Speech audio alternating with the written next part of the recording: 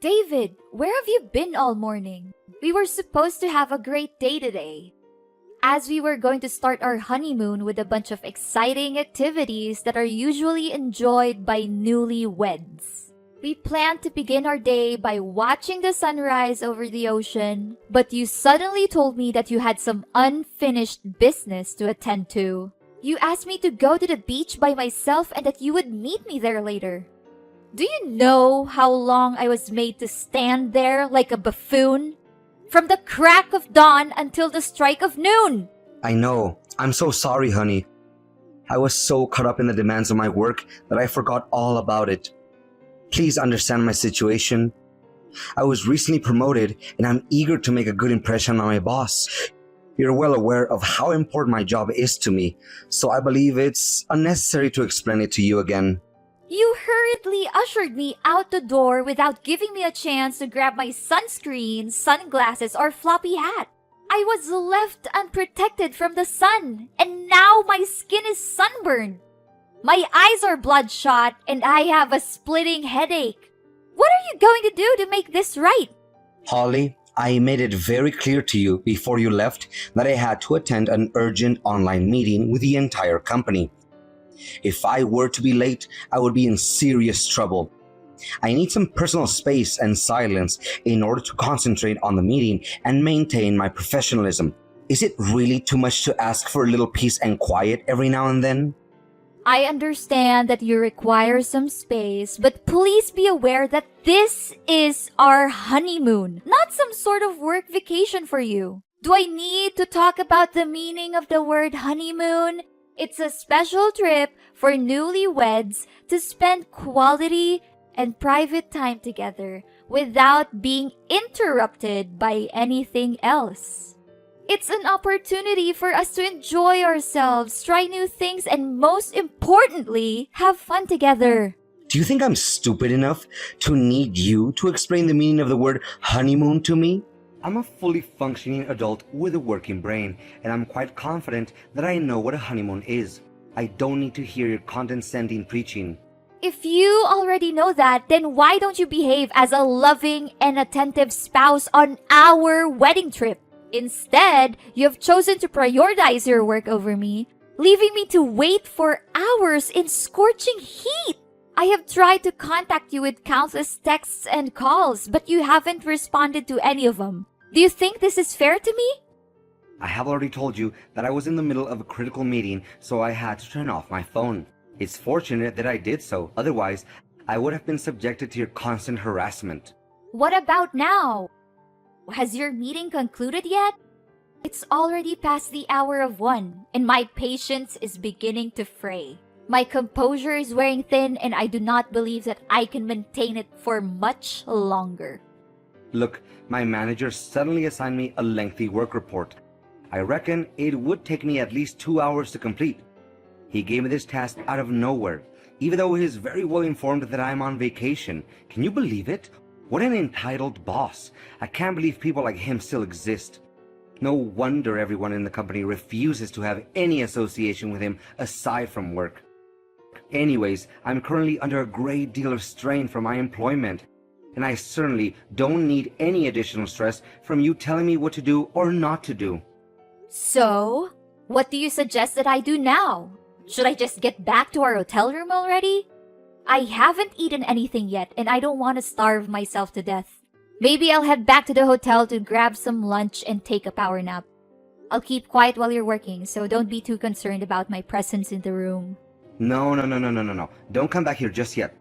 I'm almost finished with my work, and I'll be there with you shortly.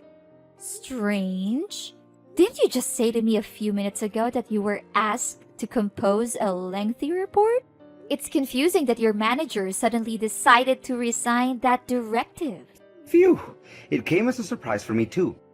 Luckily, my manager assured me that the report is not urgent and that I can complete it at my leisure after our vacation. To tell you the truth, I'd always thought of Tom as a bit of a hard-ass, but he's actually a very generous and supportive boss. I guess I had been misunderstanding him all this time. Okay, so I'm caught between a rock and a hard place. I cannot return to the hotel, but I cannot stay here and endure the searing heat any longer. What do you want me to do, David? You've been distant and uncaring, which makes me begin to feel abandoned and insignificant. Tell me, David, do I mean anything to you? Anything at all? Honey, what are you saying? You're my wife, the one I'm gonna spend the rest of my life with. Of course you mean the whole world to me, and you already know that. Please don't be upset with me. I promise to make amends for my mistakes and give you the most magical honeymoon that you could have ever dreamed of. I'm checking our honeymoon itinerary now. Can you catch a taxi to the next destination? And I'll meet you there as soon as I can. Are you sure that you're gonna be here as soon as possible? Or is it just another excuse you make out of nowhere to buy you some time? I'm becoming increasingly irritated, David.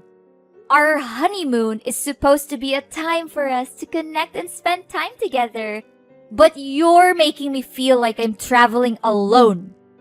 I can't help but feel sad whenever I see other couples walking hand in hand and being affectionate. You know what? I just posted a selfie on social media, and I've been getting a lot of comments asking where you are. People are confused as to why we're not together, and I'm starting to feel self-conscious about it. Holly, the summer sun is already scorching, and I certainly don't want to put up with the heat from your anger. Take it easy. We're here in Miami to relax and have fun, not to stress ourselves out. Listen to me. Instead of staying there and complaining until midnight, you can just simply get a taxi and carry on with the itinerary that we agreed on before. I'm on my way to Lincoln Road in a taxi. I'll give you a call when I arrive, but please try to be there soon. I don't want to waste the whole day waiting for you. That's more like it. I see that you're acting more like my wife and not some grumpy old hag. I'll meet you there in a few minutes. Holly, where are you? Why haven't you come back to the hotel yet? Sorry I wasn't there with you yesterday. I was swamped with my job assignments and lost track of time. I figured you would say something similar. My boss was persistent in calling me to review the financial statements, insisting that it be done with great care and with a tight deadline. You know what it's like to be an accountant, right? Even a small mistake could have big consequences. If I made an error that cost the company a lot of money, I would be held responsible and could even be sued or imprisoned. If that actually happened, are you willing to pay for the restitution and get me out of jail? I bet not, so stop complaining. Honestly, I'd appreciate it if you could come up with something else to defend yourself next time we talk. You didn't even bother to call or text me for the rest of the day. From the way I see it, you clearly don't care about me or my safety. If I had gotten hurt or killed, you wouldn't have even battled an eye, huh? Come on, don't be such a drama queen. The fact is, you're still here and nagging at me, aren't you? So what's the big deal? Oh, so you think that me staying out all night on our honeymoon is fine? Seriously? Do you still consider yourself my husband? Anyways, it was a great joy spending some quality time with myself. I got to see lots of great places, indulge in different kinds of outdoor activities, and experience the vibrant local culture. This must be the most enjoyable and exciting solo trip I've had in years, and it's all thanks to you. Really? I'm glad you liked it. What a big relief. I thought you would throw a tantrum at me and act like a crybaby. Well, if you did enjoy traveling alone that much, then I guess you can enjoy the rest of the trip by yourself. Now, if you excuse me, I have other things to worry about, so you can continue without me. What? I'm not sure if you're just being deliberately obtuse or if you're actually that dense. But are you seriously gonna leave me all by myself on our honeymoon? What kind of husband are you? I told you already. My manager keeps hounding me about my unfinished tasks. I'm telling the truth. He doesn't give me a second to breathe. Why do you think I'm working my fingers to the bone? It's because I want to build a strong career for our family. I'm doing this for our family so that we can have a comfortable and secure life. Is there something wrong with that? Look, I can let you get away with not spending time with me yesterday. But what were you thinking by locking the hotel room door from the inside and refusing to let me in? Seriously, I'm at a loss for words right now. I attempted to contact the hotel front desk, but it was past closing hours and they were not available. Thankfully, I had the good sense to rent a room at a nearby hotel instead of waiting for you all night. But serious talk here. What was that all about yesterday? Are you hiding something from me, David? What do you mean hiding? You brainless women are always so quick to jump to conclusions and accuse your husbands of cheating without even having any proof. It's no wonder why so many marriages end in divorce.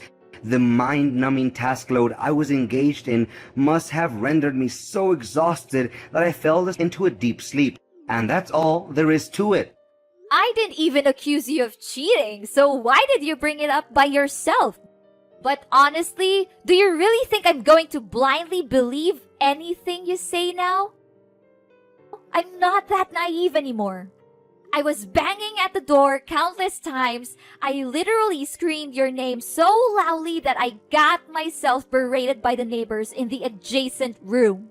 How were you able to sleep through all that chaos and noise so soundly? It's simply unbelievable. Your lies are as transparent as glass, David. You may be able to fool me for now, but your deception will eventually unravel. The truth always comes out in the end. What you should do is admit your wrongdoing and explain everything to me. I swear I couldn't hear your voice at all because I was sleeping like a cow. If things couldn't get any worse, I woke up this morning with a cold and a headache that felt like someone was trying to drill through my skull. What is wrong with you? How could you possibly insult your husband for working so hard that he fell ill? I've never seen anything so heartless and cruel in my life. Look, instead of sitting here blaming and calling each other out for our own mistakes, why don't we just grow up and act like adults? We can either forget about all of the misunderstandings between us, make peace, and settle things out, or we can continue to argue and ruin our vacation. The choice is yours. David, you must be kidding me. You abandoned me time and time again, and now you expect me to forgive you for everything you've done? I don't think so. If you still consider yourself my husband, then show up and apologize to me in person. Don't just send me a simple text and expect me to forgive you for your misbehaviors. I'm not that easy to fool. I thought you would be jumping at the chance to make peace between us, but I guess I was wrong. What's the matter? Since when has dedication to work become a misbehavior? You should be grateful for having found yourself a hard-working husband who sacrifices all his time and effort to solidify our family's financial background. Instead of being supportive, you're just complaining and making things difficult for me. What's wrong with you? Look, I understand that you've devoted to your work and you want to help us earn more income. But you need to realize that life doesn't just revolve around money and work. It's also about spending time with the people you love and building memories with them. If you want me to forgive you, then you need to show me that you're willing to make more of an effort to be present in our lives. Otherwise, I'm not sure if we can ever move on from this. Gosh, you're starting to act like my mother. I said sorry to you. What else do you want? Okay, I have a wonderful idea. Let me pick you up at your hotel and take you to a romantic dinner at one of the most famous restaurants in this neighborhood. How does that sound, Holly? Come on, you can't say no to that. I'd be happy to do all of that to make peace with you, but only if you're truly willing to do it. I don't want you to feel like I'm forcing you to do anything you don't want to do. That's not how I want to live my life. Of course I would do everything I can to work things out between us. You're my wife, and I love you. I can't imagine my life without you. Holly, what was that all about? You just left the restaurant without telling me, and now you're nowhere to be found? I told you I had some business to take care of, but I didn't think you'd take that as an opportunity to just ditch me. What were you thinking? You still have the audacity to ask me that question. What business and who was the girl that showed up at our dinner tonight? I'm absolutely furious right now and I need your explanations. First, you came up with endless excuses for your constant absence throughout our honeymoon. Now, it turns out that you've been cheating on me on our honeymoon. How could you do that to me? Holly, didn't I tell you? It's Helen, and she's simply one of my colleagues, that's all. I was just as surprised as you were when I saw her at the restaurant. I didn't know that she's also here in Miami. Oh, really? What a coincidence, huh? Does that girl know that you're already married? Of course she does, honey. How could she not? Everyone in my company knows that I'm married to you, an incredibly beautiful girl like you, Holly. I know the boys at my workplace were green with envy when they heard we got married. I'm so proud to be able to call you my wife. You're such an amazing woman, Holly. Oh, so now I'm suddenly an amazing woman in your eyes. It's strange, David. You invited all of your other coworkers to our wedding, but I don't remember meeting that girl. Why don't you just admit that you've been cheating on me this whole time? It's not that difficult, you know. Sweetheart, what are you saying? Of course I've been faithful and honest to you. I would never dream of having an affair. I'm yours and yours only, baby. I swear on my life. It's understandable that you didn't see her at our wedding. She's a newcomer to my company, and she'd only been there for a couple of months. We only had a brief interaction at the restaurant, where we greeted each other out of courtesy. There was nothing more to it than that. Out of courtesy? She kissed you on the cheek. She held you close to her, and the way she looked at you. It's not normal at all. Especially when she already knows that I'm your wife and I was standing right in front of you two. What were you thinking? Did you think I wouldn't notice? I saw the whole thing with my own eyes. Are you seriously going to make a mountain out of a molehill like that, Holly? Exchanging kisses on the cheeks is one of the most common ways of greeting each other in the world. Maybe Helen is a little flirty, but she deserves to be that way. She's a beautiful young woman who's full of life, not an old bat like you. I'd really appreciate it if you could stop exaggerating everything for a moment and listen to your husband for once.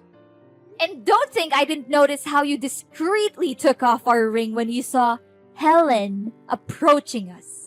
If there wasn't anything suspicious going on between the two of you, then why did you have to hide our wedding ring like that? David, just let me know what's really going on and don't sugarcoat anything.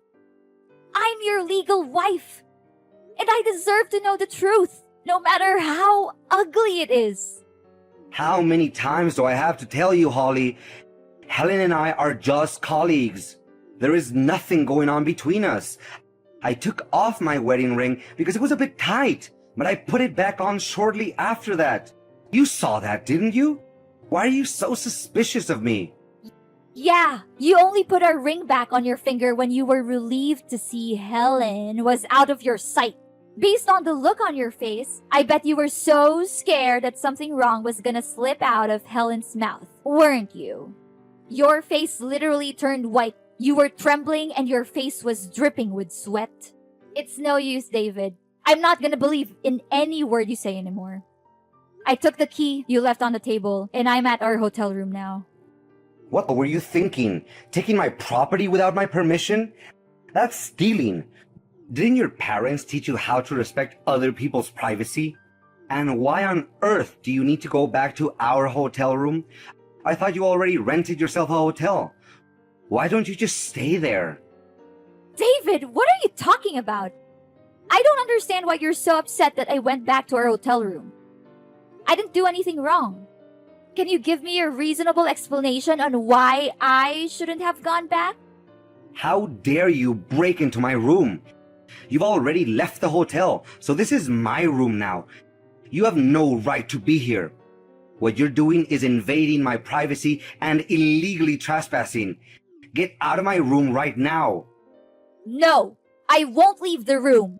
It's not only your room, it's also my room. And for the record, I was the one who booked this hotel room for us. And I have the full right to access it whenever I want. I'm packing my things and I'm leaving, but not because I want to waste my time on this meaningless honeymoon. I'm leaving because I am no longer willing to be treated like this. I have had enough of your lies and your deception. When I get home, I will be filing for divorce. I will not tolerate your behavior any longer. Holly, listen to me. You need to get out of the room right now. Helen and I are coming in and we don't want to see you. If you're not out of here in 30 seconds, I'm calling security. Are you kidding me? Why is your colleague coming with you to our hotel room? What are you two up to? You'd better start explaining something to me right now, or else you're going to be in big trouble. I'm being dead serious. Can you please just get out of the room? No, I don't think there's enough time for that. Go and hide yourself in the bathroom. Don't let Helen see you. Have you lost your mind? There's no way I'm gonna hide in the bathroom. I'm gonna open the door and have a serious conversation. Holly, can you just reconsider your decision?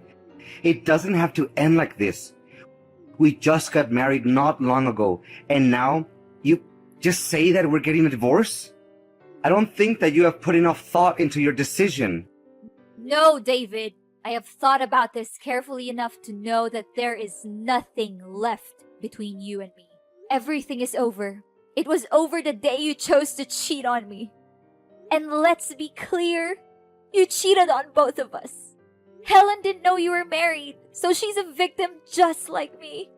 Holly, honey, this is just a little misunderstanding. It's not what you think it is. Me and Helen are no more than ordinary friends. Friends? When are you gonna stop lying to me, David?